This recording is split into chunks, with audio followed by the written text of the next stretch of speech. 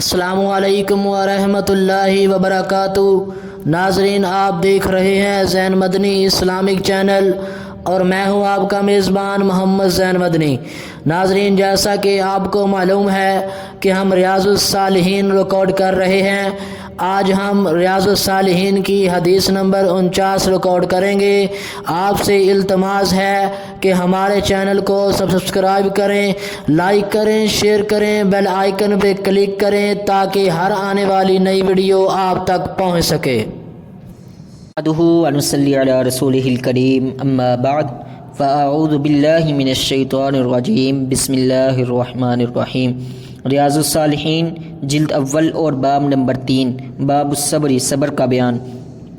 حضرت ابو ہریرہ رضی اللہ عنہ سے روایت ہے کہ رسول اللہ صلی اللہ علیہ وسلم نے فرمایا، مومن مرد اور مومن عورت پر اس کی جان، اولاد اور مال میں آزمائشیں آتی رہتی ہیں جن سے ان کے گناہ معاف ہوتے رہتے ہیں، یہاں تک کہ جب وہ اللہ کو ملتے ہیں ان کو موت آتی ہے، یعنی ان کو جب موت آ جاتی ہے تو ان پر کوئی گناہ نہیں رہتا۔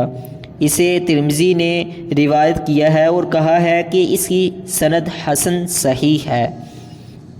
حافظ صلاح الدین یوسف صاحب نے اس حدیث کا فائدہ بیان کیا ہے اور یہ بیان کیا ہے کہ اس سے معلوم ہوا کہ مومن بطور خاص آزمائشوں کا ہدف رہتا ہے، اور اس میں اس کے لیے بلائی کا پہلو یہ ہے کہ ان سے اس کے گناہ معاف ہوتے رہتے ہیں بشرطے کہ وہ صبر کا دامن پکڑے رکھے اور ایمان پر مضبوطی سے قائم رہے۔ وما توفیقی الا باللہ۔